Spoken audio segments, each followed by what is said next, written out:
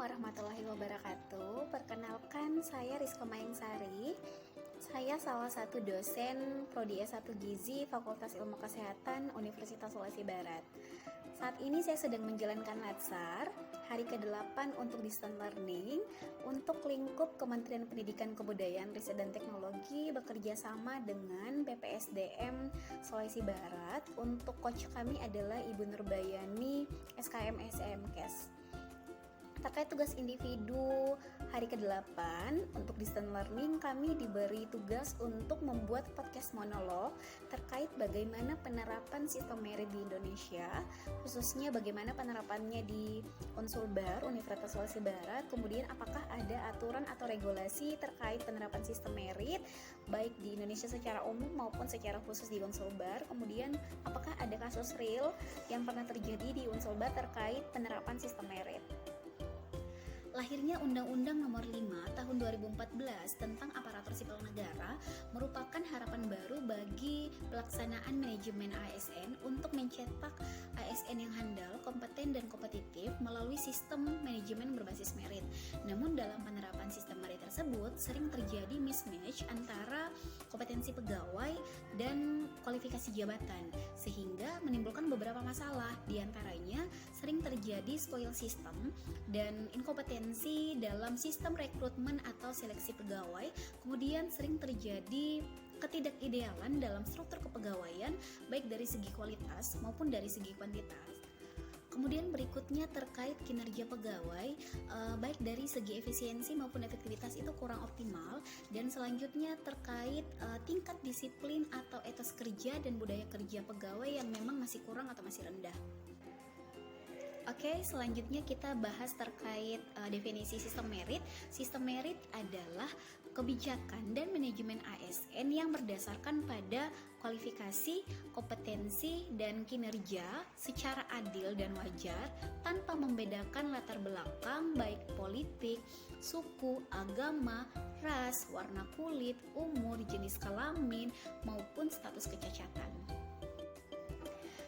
Selanjutnya kita membahas terkait manfaat sistem merit baik bagi organisasi maupun bagi pegawai. Bagi organisasi yang pertama adalah mendukung keberadaan penerapan prinsip secara akuntabilitas. Yang kedua, dapat mengarahkan sumber daya manusia untuk bisa mempertanggungjawabkan tugas dan fungsinya. Dan yang ketiga adalah bagi instansi pemerintah akan mendapatkan pegawai yang tepat dan berintegritas dalam mencapai visi dan misi instansi tersebut. Kemudian manfaat yang dirasakan pegawai adalah pegawai akan merasa adanya keadilan dan ruang keterbukaan dalam perjalanan karir pegawai tersebut. Kemudian yang kedua, pegawai akan merasa bahwa setiap orang itu punya kesempatan yang sama untuk bisa meningkatkan kualitas dirinya. Oke, selanjutnya kita akan membahas terkait bagaimana penerapan sistem merit dalam pengadaan ASN atau CPNS. Biasanya ada beberapa tahapan dalam manajemen ASN, dimulai dengan penyusunan dan penetapan kebutuhan. Setiap instansi pemerintah wajib menyusun kebutuhan jumlah berdasarkan analisis jabatan dan analisis beban kerja. Kemudian selanjutnya adalah pengadaan PNS. Biasanya pengadaan PNS ini diawali dengan perencanaan pengadaan PNS, kemudian akan diberitahukan kepada semua warga masyarakat bahwa ada perekrutan CPNS secara terbuka dan transparan. Kemudian setiap warga negara Indonesia mempunyai hak yang sama untuk menjadi PNS dan setelah memenuhi beberapa persyaratan. Kemudian selanjutnya adalah biasanya penyelenggaraan CPNS itu dibagi menjadi beberapa tahapan, mulai dari administrasi, kemudian tes kompetensi dasar, dan tes kompetensi bidang. Selanjutnya terkait pangkat dan jabatan. Untuk pangkat dan jabatan sendiri ada beberapa penilaian, yaitu bagaimana kompetensinya, kualifikasinya, dan persyaratan apa yang dibutuhkan. Kemudian selanjutnya terkait pengembangan karir. Pengembangan karir ini juga ada beberapa penilaian yang akan dinilai. Yang pertama terkait kualifikasinya, apakah memenuhi atau tidak, kemudian kompetensinya, bagaimana hasil penilaian kinerjanya, dan kebutuhan instansi ada atau tidak, kemudian terkait nilai integritas dan nilai moralitas. Terkait kompetensi itu dibagi menjadi beberapa bagian, yaitu kompetensi teknis, kompetensi manajerial, dan kompetensi sosial kultural. Selanjutnya terkait nilai integritas, ada beberapa indikator, yaitu apakah seseorang itu jujur atau tidak dalam bekerja, kemudian kepatuhannya terhadap ketentuan peraturan perundang-undangan, kemampuannya dalam bekerja sama, dalam pengabdian kepada masyarakat maupun bangsa dan negara. Selanjutnya terkait nilai moralitas, itu bagaimana ASN itu mampu menerapkan dan pengamalan nilai etika, agama, sosial dalam kemasyarakatan. Selanjutnya terkait pola karir ini biasanya terintegrasi secara nasional karena biasanya disusun itu berdasarkan kebutuhan dari pola karir nasional. Oke, selanjutnya terkait promosi. Untuk promosi kurang lebih indikatornya hampir mirip dengan pengembangan karir, di mana akan tetap dilihat kompetensinya, terus bagaimana kualifikasinya, persyaratan apa saja yang dibutuhkan, dan bagaimana hasil penilaian atas prestasi kerja, bagaimana jiwa kepemimpinannya, bagaimana dia dalam bekerja sama, berkolaborasi, dan bagaimana hasil penilaian ini akan disampaikan kepada tim penilai kinerja PNS. Kemudian selanjutnya terkait mutasi ini bisa terjadi antar instansi pusat atau antar instansi daerah atau bahkan antar instansi pusat dan daerah.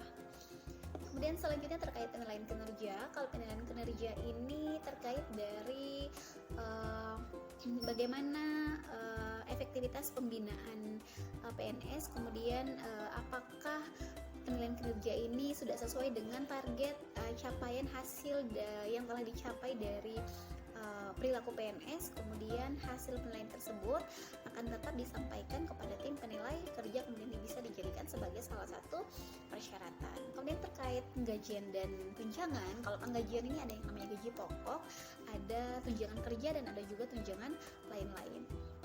Kemudian terkait penghargaan, kalau penghargaan itu biasanya dalam bentuk tanda penghormatan atau kenaikan pangkat atau kesempatan prioritas untuk pengembangan kompetensi, atau biasanya ada undangan dari kenegaraan untuk menghadiri acara resmi atau acara kenegaraan.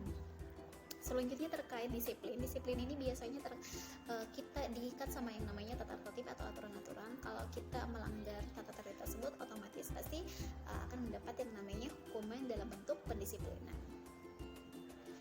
Kemudian pemberhentian ini sebenarnya ada tiga tahapan, ada tiga kategori, yaitu pemberhentian dengan hormat, pemberhentian dengan tidak hormat, dan pemberhentian sementara. Kalau pemberhentian dengan hormat itu kalau kondisinya seseorang itu meninggal dunia atau memang dia berhenti karena atas permintaannya sendiri, kemudian karena telah mencapai batas usia pensiun, kemudian karena adanya perampingan organisasi makanya harus berhenti, kemudian secara jasmani dan rohani memang kurang sehat atau kurang cakap.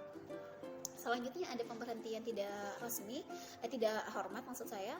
Pemberhentian tidak hormat itu kalau seseorang itu mengalami tindak pidana berencana atau dia dipenjara selama 2 tahun, atau biasanya juga karena adanya penyelewengan terhadap Pancasila dan Undang-Undang Dasar 1945, adanya tindak pidana yang berkaitan dengan jabatan, dan karena seseorang itu terlibat atau menjadi anggota dari partai politik. Kemudian selanjutnya terkait pemberhentian sementara. Pemberhentian sementara ini kasusnya kalau seseorang itu diangkat sebagai pejabat negara atau diangkat sebagai komisioner atau anggota lembaga non-struktural, atau karena ditahan menjadi tersangka tindak pidana. Kemudian selanjutnya terkait usia pensiun, untuk pejabat administrasi itu sampai 58 tahun, untuk pejabat pimpinan tinggi 60 tahun, dan bagi pejabat fungsional itu sesuai dengan ketentuan perundangan yang berlaku. Oke, selanjutnya kita masuk ke pensiun dan jaminan hari tua. Kalau untuk pensiun dan jaminan hari tua ini situasinya mirip dengan pemberhentian dengan hormat. Misalnya pada saat seseorang itu sudah meninggal dunia atas permintaan sendiri, mencapai batas usia pensiun, adanya perampingan organisasi, dan secara fisik dan jasmani memang itu secara fisik atau jasmani atau rohani itu memang sedang tidak sehat atau lagi tidak cakap. Kemudian selanjutnya terkait perlindungan ini ada jaminan kesehatan, ada jaminan kecelakaan kerja, jaminan kematian, dan adanya bantuan hukum. Oke, selanjutnya kita membahas terkait bagaimana penerapan sistem merit di Universitas Sulawesi Barat. Sejauh ini Unsulbar sudah menerapkan sistem merit. Hal ini tercermin sejak tahun 2018 dan 2019 dalam perekrutan CPNS dan MP3K sudah dilakukan secara jujur, transparan, dan terbuka dengan menggunakan beberapa sarana pendukung, di mana dalam proses pendaftarannya bekerja sama dengan BKN melalui portal SSC-ASN, sedangkan dalam proses pelaksanaannya juga bekerja sama dengan Kementerian Pendidikan Kebudayaan dalam portal CPNS Kemendikbud.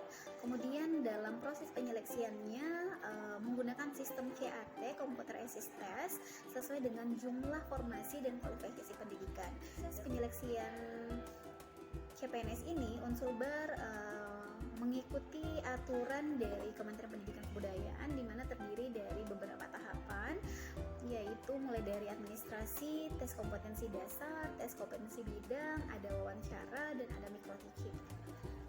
Oke, selanjutnya terkait pelanggaran-pelanggaran yang terjadi dalam proses pelaksanaan sistem merit secara umum di Sulawesi Barat.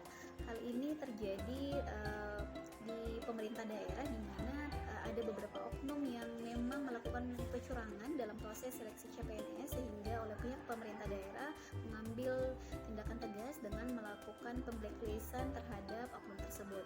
Kemudian pada saat penyerahan SK CPNS di Universitas Sulawesi Barat, dalam proses mendukung pelaksanaan sistem merit di Universitas Sulawesi Barat, rektor berkomitmen bahwa akan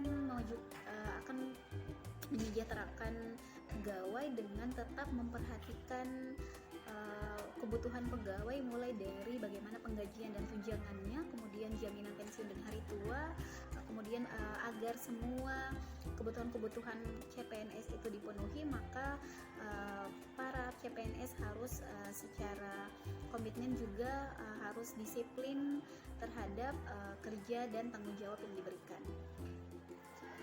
Oke, mungkin itu saja yang bisa saya sampaikan terkait penerapan sistem merit di Indonesia, khususnya di Universitas Sulawesi Barat. Semoga apa yang saya sampaikan bisa bermanfaat. Akhir kata, wabillahi taufiq wal hidayah. Wassalamualaikum warahmatullahi wabarakatuh. Terima kasih.